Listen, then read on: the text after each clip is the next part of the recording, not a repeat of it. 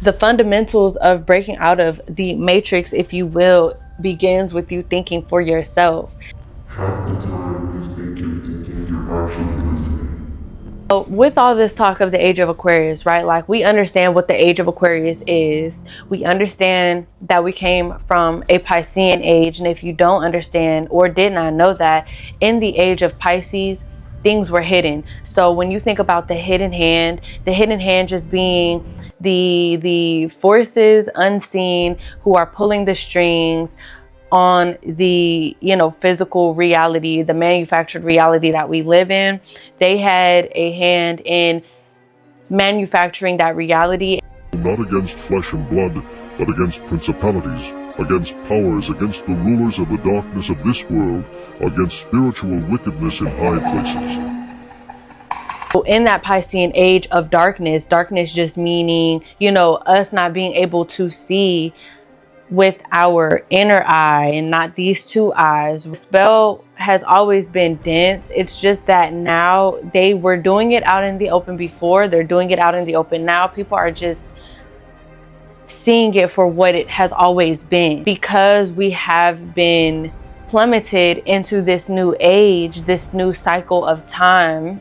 Time is a construct to where things are not as dense as they once were. That being said, it is imperative in these times to, yes, understand that, okay, in this age of enlightenment, it only works if you do. So you have to make sure that you are matching the energy and the frequencies being emitted. Knowledge is powerful in its essence. Yes, like the truth frequency is why we are in this day and age that we are in right now. But if you are not acting on that truth frequency, if you are not effectively setting certain boundaries and implementing certain changes within your personal everyday life, there will not be a change on a collective scale. And I touched on this briefly with my fiance in our new podcast series, Against All Odds. And if you guys are into things beyond conspiracy theories, like, we're getting into the nitty gritty, the true intricacies of this realm, y'all should really check out that podcast, because I'm telling y'all, we are so excited to be on this journey, and I am so excited to be talking about that type of stuff. Nonetheless, yes, like, in these times, it is up to us to do that due diligence and that work. See, that's the thing about religion, and that's why I feel as though it is a cubic like paradigm. It entraps your soul, right? You are a soul being, but it entraps you at your essence. It entraps you to think along certain lines. And if you cross that line, or if you step outside of that box, there are Agent Smiths ready to put you right back inside of that box, off of the strength that you are ignorant, just as I am, just as we all are, to a lot of different aspects of the true reality, and not the reality that was fabricated for us. And when I say that, let me explain my interpretation of the planet that we live on, right? The celestial body of Earth, Gaia, Tiamat, which it once was, the mother plane. I feel as though this is a feminine planet, right? A lot of the goddesses on this planet, we resonate with Mother Earth. Even the males, the gods on this planet, they resonate with Mother Earth. She is a maternal. She gives us all that we need to exist within her celestial body. She is a womb of creation, just as the cosmic mother, the cosmic womb of creation known as space, is the same thing. As above, so below. We are a microcosm of the macrocosm, right?